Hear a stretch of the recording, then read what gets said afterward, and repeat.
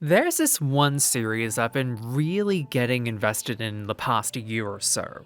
You may have heard about it. It's called The Bear. Its third season is coming out at the end of the month at time of writing, and is already out and getting rave reviews at the time of recording this. And I think it's honestly one of the best pieces of modern television I've laid my eyes on in quite some time. For those who haven't seen it yet and mainly seen clips of it online, let me break it down for you. It follows the story of Carmen Carmi Bezzardo, an esteemed, well-renowned chef who's worked in fine dining restaurants who's come back to his hometown of Chicago, Illinois, to take over managing his recently deceased brother's ailing family restaurant, The Original Beef. Of course, while he's trying to run it into shape alongside his cousin, Richard, his sister Natalie, baker Marcus, line cooks Tina and Ibra, and newcomer Sydney, he's also trying and failing to manage his own grief surrounding Michael's suicide, as well as his own aspirations as a chef, and now his dream of potentially building a proper restaurant may be out of reach if he's trying not to sink through his own mounds of depression and guilt over the situation he's inherited. The first season of the series tackles this idea head on through the day-to-day operations of the beef as well as the side hustles of the people that help run and manage it. Do we see that there is hope within this kind of stressful environment, even if it involves a lot of yelling and anxiety-inducing moments? And given it's directed by Hiro Murai, one of the two brainchilds behind Atlanta alongside Donald Glover, you can see where a lot of the beauty as well as the stressful artistry comes in from, with the other parts of it coming in from the actors in this series, in particular Jeremy Allen White as Carmi, Ayer Edebiri as Sid, and Iban Mas Bakrak as Richie. Not only that, but as a former worker in the hospitality industry, it made me feel a lot of PTSD at times with how it presents the service industry in such a way that would make people outside who haven't worked in it wonder why anyone who works in it would ever wish to for their own passions. And that line of thinking along the general premise of this series made me think of one other series of a similar nature that came a decade prior in a different medium, Bakuman. Similarly for the above, Bakuman follows the story of high schooler Moritaka Mashiro, who, despite his amazing talent as an artist, is hesitant to get into the same industry as his recently deceased uncle, who died from overworking himself. That is, until his crush Miho Azuki is planning on becoming a voice actress, does he start to seriously plan on following that profession to try and be with her. So, alongside writer Akira Takagi, a fellow schoolmate of his, they begin the long and arduous process of creating manga together to try and get serialized in Weekly Shonen Jump, with the manga itself running for 4 years and gaining 3 seasons in total as an anime run to follow the events.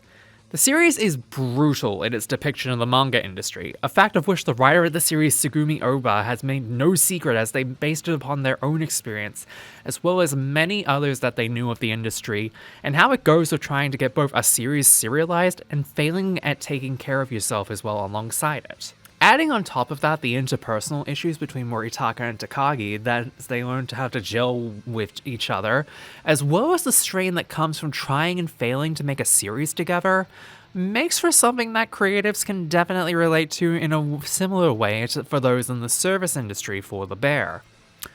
So why talk about them both in the same vein?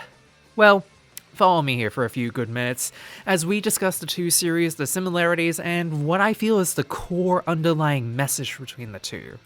That following your passions and dreams in life can sometimes be an absolute nightmare in reality.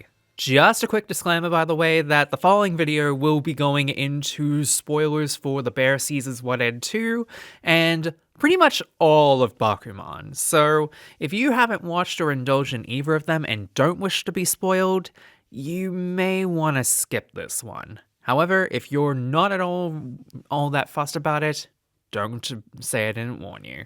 So let's start by looking at our main characters Kari and Moritaka, both of whom have insane levels of talent in their preferred passions, one being cooking and the other one being for art.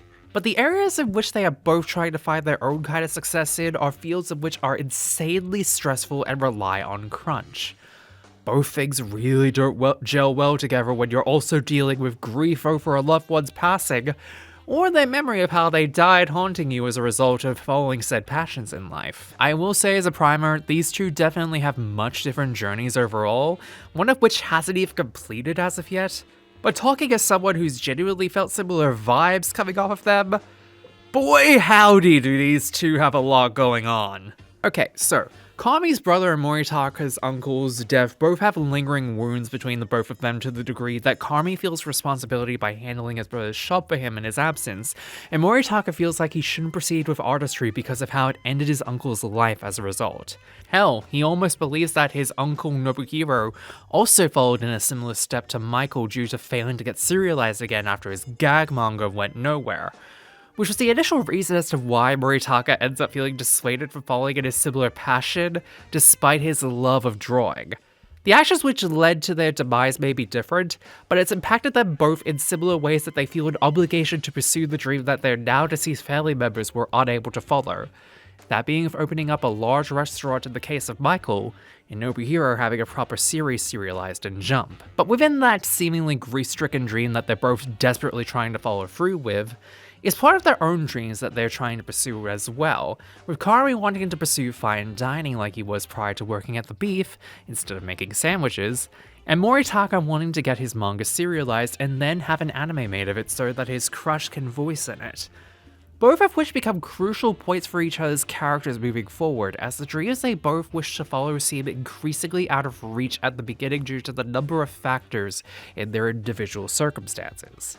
With Kami being unable to even make a profit with the Beef due to Michael seemingly hemorrhaging money and taking out loans he could and would never repay, and never making any progress on it while trying to improve morale, and in general trying to improve the Beef. While Moritaka deals with the realities of both making and getting a manga series serialized in Jump, with the pressures of making sales and dealing with surveys from readers on what they prefer at the beginning, seemingly making all the effort that they put into their series at the start all for naught, and setting him and his partner Takagi back to square one as a duo. But it's as they hit their lowest do they manage to find the inspiration they need to keep on going.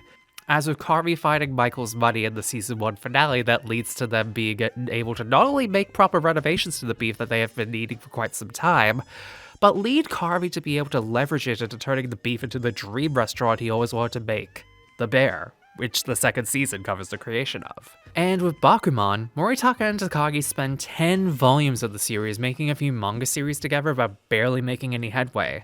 But by volume 11, and in particular chapter 91, they finally managed to not only get a major success with their series PCP, but they finally get a #1 voted series by the reading public, shocking themselves as well as their editors.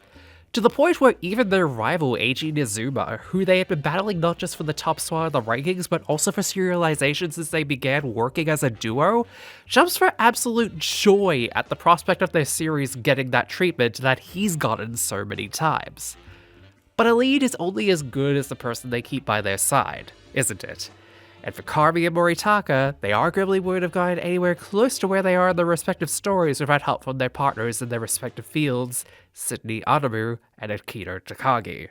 For Sid, she's been down the same road that Kami has been down before with way less experience underneath her belt in terms of time, as she's only in her mid to late 20s and she's already attempted to open her own restaurant by her own bootstraps, and unfortunately pay at the cost one would have to pay mentally and financially, as it is living with her father during the series as a result. And so when she signs herself up as the sous chef position at the Beef, she's not only stunned by the fact that someone of Kami's caliber is working at the Beef, not only because of his skills, but also because of how much the restaurant meant to her and her family growing up. In an absolute contrast to Kami, Sid is very much spry and more optimistic than the rest of the crew at the Beef, which immediately rubs them all the wrong way and often causes conflict amongst them all throughout the first season, as Kami through Sid instigates a brigade kitchen amongst the team. However, Sid makes it clear that while she is new, she isn't green, and she won't be pushed around by those around her, making it clear several times throughout the series that she will put her foot down and work around the others at the Beef if needed to make things work. A perfect example being in season 1, episode 4, where she and Tina get into a tiff throughout the episode over how they each handle their own different styles of cooking, and it culminating in Tina messing up the potatoes, only for Sid to have another pot ready to go because, as she puts it, "Because I don't have time to fuck around. You're welcome, chef." This doesn't mean that Sid isn't a perfect foil to Kami, as she's often prone to jumping the gun a bit on certain ideas, as seen in the infamous episode 7 of season 1, wherein she foolishly brings in a POS ordering system for delivery and pickup orders and forgets to turn off pre-orders before setting it live. causing the chaotic events of episode 7 to follow. Shut the fuck up! Shut the fuck up! Ibra, make sandwiches! What the fuck am I tripping for? Are you here right now? Fuck off my expo chef now! Corner. Oh. Fuck you, Richie. Fuck you. Jardinera, shut the fuck up! Why are you fucking with me? Why are you fucking with me? Shut the fuck up! Ah! I got stabbed. Probably fucking deserved it. And eventually leading to her temporarily leaving the beef. Not before calling her partner Carmi a piece of shit as she walks out. Returning later on in the next episode upon the idea of the bear becoming a reality finally happening with season 1's ending resolution. In comparison to Sid, Takagi is someone who knows very little about the manga industry of which Moritaka's uncle worked in, but highly praised his works growing up as an inspiration for him wanting to go into creating stories. However, he was limited by the fact that his drawings were less than good.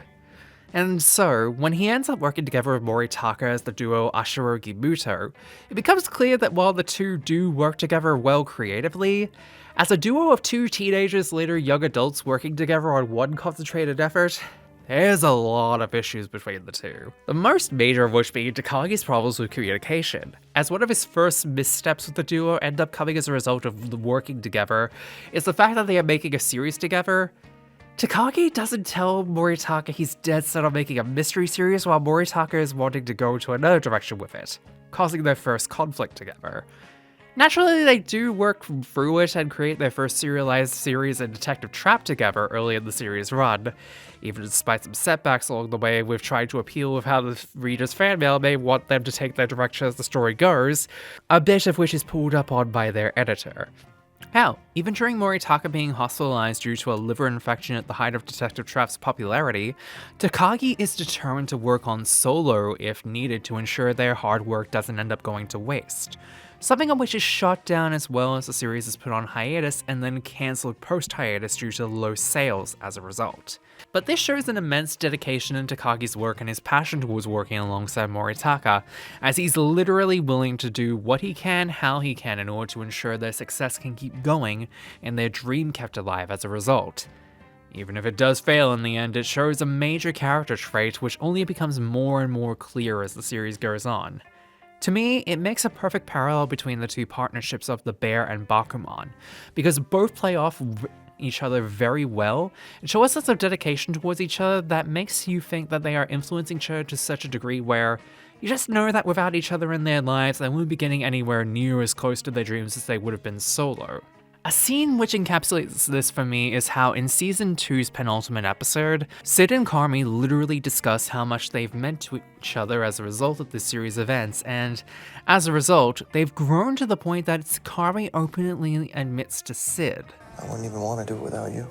And while it's certainly a lot harder of an example from Bakuman personally for the duo that makes up Ashirogi Muto, I'd argue that the way they come back together after having spent several episodes in the latter half of the first season split apart as a duo, with the two of them coming back together as they're realizing they do in fact want to work together despite the disagreements and stress they've come across as a result of it. But a main duo is only as good in my opinion as the people around them that keep them pushing forward, even if they do provide some problems along the way. In that vein, as much as they probably don't fit the same archetype as each other, I'd argue that Richie and Eiji are both the same kind of people that, while antagonistic in some instances, keep the main duo mentioned before going. In Richie's case, he's a consistent prick always being a thorn in the side of Carmi throughout Season 1, to the point you have to wonder if he's potentially trying to sabotage much of his attempts to make the situation at the beef better, whether it be by having them mess up and fail in an inspection and arguing with the inspector, and later Carmi when trying to delegate him to fix it, or whether it's Carmi's attempt to try and convince their Uncle Cicero to get his help in attempting to revitalize the beef through his monetary connections by supplying him catering for his grandson's birthday, and Richie ends up arguing with him throughout the entire thing in something that we later see had been building up for literal years that they fight constantly about now. Richie, in Season 1 at least, is arguably one of the more negative pulling forces that gets in the way of Carmi's attempts to make things better, which makes his turnaround in Season 2 all the more satisfying as, over time at least, he becomes one of the bigger players at the Bear as he goes from a loudmouth who argues with his higher-ups and sous chef on the regular,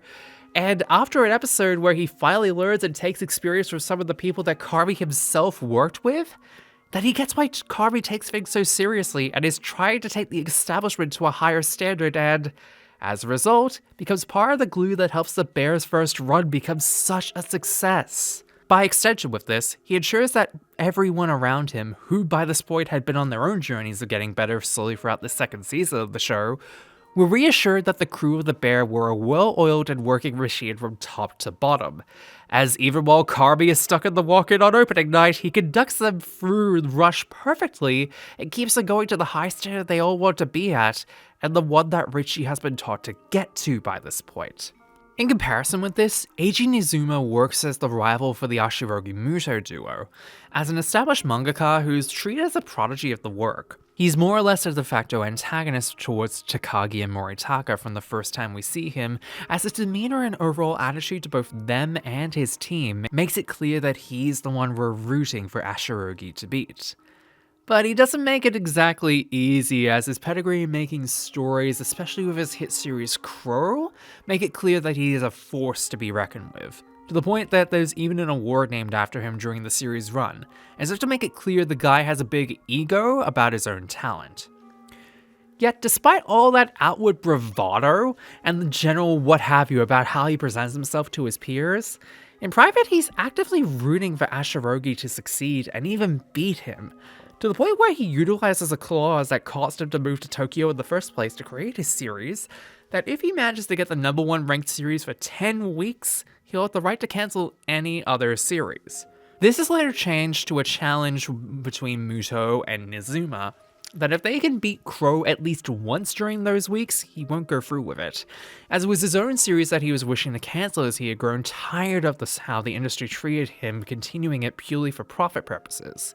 Something in which I feel is too real of a concept in the manga industry. However, this rivalry between Nizuma and Ashirogi is the catalyst which makes the duo strive for their success however possible. Not just to beat him finally, but to prove that they are just as good, if not better than him as a result. Of note of which Nizuma uses to drive them in the final half of Bakuman's story once they finally hit their peak as a duo. Hell, like I mentioned above, Eiji even jumps at the fact that they got their series serialized at the same time Crow was doing massive numbers in Jump, to the point where he even welcomes the challenge that comes from them succeeding and leading into the aforementioned drive into the final half of Bakuman's story. I say all of this to lead into why exactly I wanted to talk about these shows together. Because for as much joy and passion and amazing showings of euphoria comes from seeing all these lovely moments happen throughout, it needs to be reminded that the events that lead up to this for all involved are a fucking nightmare to handle in real life. Take for example the entire first season of The Bear. While it does have some very nice moments sprinkled in throughout, from minute 1 of entering the inside of the beef, you're immediately thrown into the frying pan as a viewer, because not only does it not stop being a stressful experience to watch either as a casual viewer or as a former or current hospitality worker, the environment of the beef is chaotic, only fitting given its current predicament, and you can tell that everyone is handling each other on a seeming knife's edge at times, and they are one bad day away from burning the place to the ground. Which is established by Carby admittedly having a panic freeze in the middle of service at one point, where he imagines just that happening. And before it gets any better throughout the series, it gets hella worse from there as a result, as nearly every episode in this first season has one moment in particular which gets so intense in the noise, anger, and general vibes being fucked, that it could give viewers at home a panic attack if they're that easily affected. I know I did 1 or 2 times in this first season. Hell, you know I mentioned episode 7 beforehand? Well, that entire episode is basically a microcosm of how the scenes at the Bear are. Chaotic, absolutely stressful, and generally some of the most realistic scenes I've ever seen in modern television, period. Even the most seemingly calmer and quiet moments from the show can give the same level of anxiety. Like flashbacks that Carby has to his time working in fine dining, where he's trying to run his brigade and Joel McHale comes in and demeans him with the coldest tone I've ever heard from the guy who played Jeff fucking Winger in Community. Why do you hire fucking idiots? Do you like working with fucking idiots? Say fucking yes, chef, I'm so tough. I get it, you have a short man's complex. You can barely reach over this fucking table, right? Why are you so fucking slow? Don't fuck with my count. You're terrible at this. You're no good at it. You should be dead. And yet, Karmi just takes it as he's trying to delegate his brigade, and it comes across as something so mundane for him, he barely even registers it, and it's somehow still so fucking intense. Hell, skipping ahead a bit here, but there's still some intense nightmare scenario moments even in Season 2 of The Bear.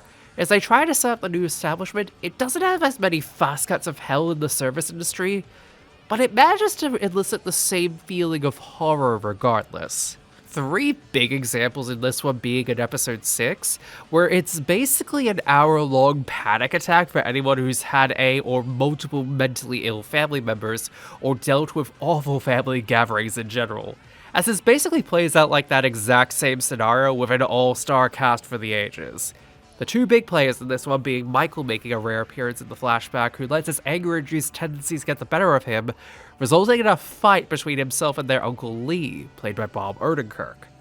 But it's their mother, Donna Berzano, played excellently well by Jamie Lee Curtis, who takes the cake in this episode for causing the most damage both mentally and physically. As from the moment you first see her on screen, you get the same level of cuts and anxiety-inducing camera work, which brings us right back to Season 1 all over again. And the way she's a mess all over the kitchen trying to do so many different things at once for Thanksgiving dinner, all the while muttering to herself how nobody appreciates what she does and mentioning suicidal ideation, can really fucking hit home for anyone who's had to deal with this.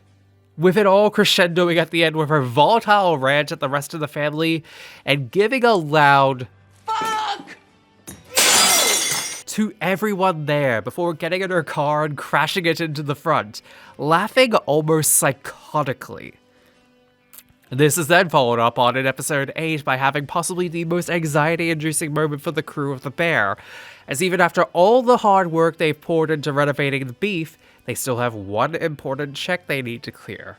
A fire suppression check, one of which they failed twice, and if they fail it again, it's game over for them. And as they figure out how and why they keep failing, and they pray whatever they did works, you can see everyone's stone-cold expression wash over their face as moments from the last 15 episodes play back for them, knowing that their dreams, their trauma, and everything in between is riding on this working, and if it fails, all their work goes pop alongside the balloon that's being used to test it. Of course, they do pass it, but it makes for one of the more stressful scenes this far in as they've come this far, and for it to fail like that would be the worst possible scenario. Which then leads us into the finale of Season 2, which has their first service of the Bear start, with Karma getting locked in the walk-in and him having a scream-filled meltdown throughout service as everyone attempts to keep their cool despite the issues impacting the matter. It's low-key, sure, compared to the other examples, but given how they call back to the other horrible moments from the show until now, it makes its impact clear with its subtlety. Comparatively in Bakuman, while the series does certainly have a bit more restraint in regards to the Bear, there's certainly nothing worse than seeing Mishiro slowly become sleep-deprived and more ill throughout the creation of Detective Trap, where you can tell for a fact that the other shoe was about to drop at any time. And at the end of episode 5 in Season 2, it happens at the very end of the episode where their team finds him collapsed in their studio, passed out and unresponsive, with the worst part being they have no idea how long he's been out for, but they know it's nothing good. And while you think that he's learned from that experience and gotten better with managing his health, this is proven to be wrong, as in Season 3 he's gotten to the point of working on 3 manga at once, and he's trying to keep up with it, to the point of near exhaustion, which only gives us this nightmare face as he struggles to meet the deadline of all 3 of these series at once. Not only that, but while I haven't covered much stuff outside of the manga side of things, Bakuman does also regularly cover the struggles of becoming a voice actor in the industry, and having been part of that for the last 4 years professionally, God, Azuki's plots can be too real. Miho Azuki, Mishiro's love interest throughout the series, ends up having to deal with a lot of misogyny and the like throughout the series run, to the point of even potentially having to do a photo shoot as part of her career. Even from the moment she's introduced, there's moments of inherent misogyny from her classmates regarding her smarts and wanting to pursue a career in voice acting. But the biggest example I feel in Azuki's character is when the relationship between her and Mishiro becomes public knowledge, and she ends up receiving death threats and public outrage due to dating a manga artist. Now, I don't need to tell you that reading that in current year 2024 is really much more fucked given how badly the public has been known to celebrities of that kind in Japan. From idols to voice actresses to even wrestlers on reality shows. The kind of vile reactions that women get in Japan in those kinds of markets is beyond fucked. And while Azuki's storyline in Bakuman doesn't go down such a bad route or even turns that sour, you can still tell this was, and is still, based on real events that happened to people in that kind of industry, and it has lasting consequences. But I don't want you all to think that nothing but bad comes from these series, despite how frightening real they can be as a result throughout it. As Bakuman goes from strength to strength, and the journey of Ashirogi's big success and Mishiro and Azuki's promise slowly coming to fruition is something amazing to see over the course of 20 volumes and 75 episodes in total. And while The Bear has yet to complete its run, with its 3rd season already out and a 4th season already being filmed alongside it, you can tell that they are getting somewhere good finally in the story. The Bear has opened up and become a success, everyone's lives are slowly getting better as a result, except Carby, poor Carby. He needs to catch a fucking break already in these next few seasons, I swear to God! And things are slowly getting to a point where you think they may very well finally be on track to win with The Bear. Only time will tell, however. Either way, with that being said, I'd argue that Bakuman and The Bear are perfectly executed pieces of work, and anybody who loves what they do and are passionate about following their dreams should watch. As I feel that while they are nightmarish showings of reality that comes with following your passions, they show that the most important things in your life, be it passions, dreams, and hopes, are all worth fighting for and doing the best that you can. Even to the bitter or bittersweet end. This video was made possible through supporter patrons like the ones you're seeing on screen right now. If you like videos like this one and others on this channel, please consider supporting them via the Patreon link and subscribing to the channel. Thank you for the time, and catch you later.